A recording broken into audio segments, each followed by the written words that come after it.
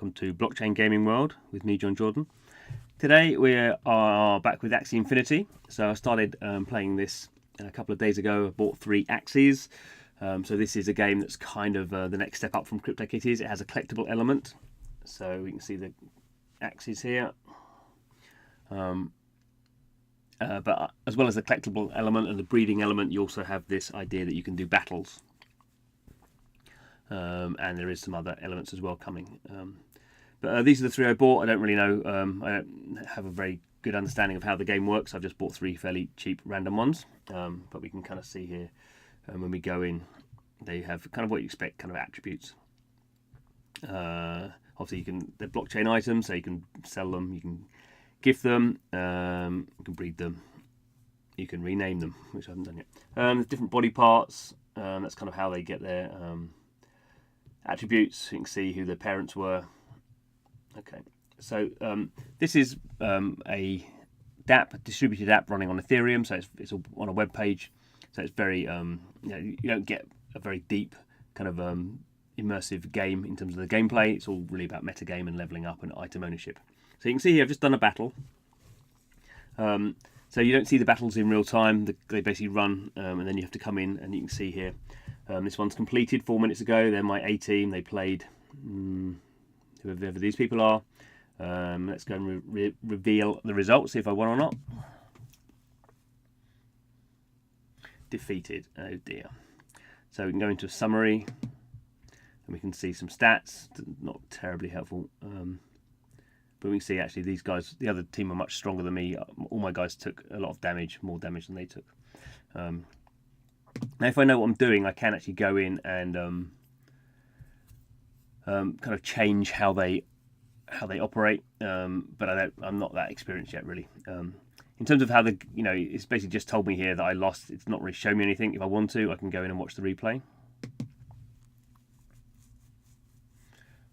So it takes a bit of time to load. And as I say, it's not graphically a particularly exciting game. This is my team here. The one with the balloon is mine. These are mine. They just take it in turns. So one doesn't attack and one has to defend. So we have these 4.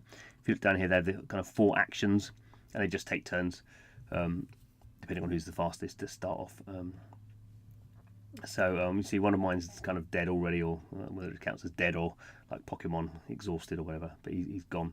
Obviously I know I lose, so but I guess if I was getting really good, I could kind of work out maybe if I want to change stuff around. It doesn't really help because I don't really know who I'm fighting, so it's random. So even if I've got to get to the stage of knowing that, say, the orange one's really good against the blue one, which I don't know if that's the case, I wouldn't know if I'm fighting a blue one or an orange one. So it seems to be fairly random from that point of view. This is going to be over pretty quickly. Yeah, there we go. So, in that sense, not very exciting. But that's what it is what it is. So here I can go and challenge. I can go and find a player, or I can just do a practice. Or I can go and just send to the arena and do it again. Now, what's interesting here is if you go to leaderboards, we can see Axie Infinity is really well supported in terms of the community. We can see the guy at the top leaderboard, or the man or woman, has played basically over 7,000 times, almost 3,000 wins and over 4,000 losses. We can see their points. We can see me right at the bottom here. So we can see here, there's probably about 400 people playing the game as I'm right at the start. So we can go and look at Kinkai, and we can see they've got obviously quite a lot. They've got 147 Axies. You can have multiple teams, so they're just running these things through all the time. So in a sense, the game is set out for people to have lots of Axies and be running these kind of battles all the time, which is why it doesn't show, why you wouldn't be in active control of them all the time, because you're supposed to run loads and loads and loads. Obviously, I've only got 3 Axies, so I can't do more than one at a time. So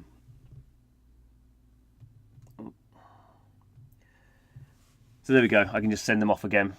And what do I see? I can just see it's going to come up in a minute because obviously it's waiting on the blockchain to close, and Ethereum only does about 7 transactions a second or whatever. So you have to wait on the blockchain. This is kind of the issue with blockchain games. They're kind of interesting in terms of the player ownership and in terms of kind of doing things like breeding and that kind of malarkey, but they tend to be very slow on these kind of transactions. Obviously, different blockchains, something like EOS or Tron will work faster, but they're not very mature. So this is the strengths and weaknesses of where we are at the moment.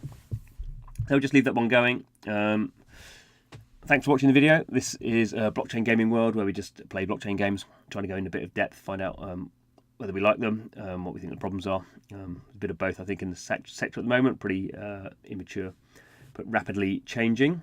So don't forget to subscribe. But thanks for watching this video, and I hope to see you again soon.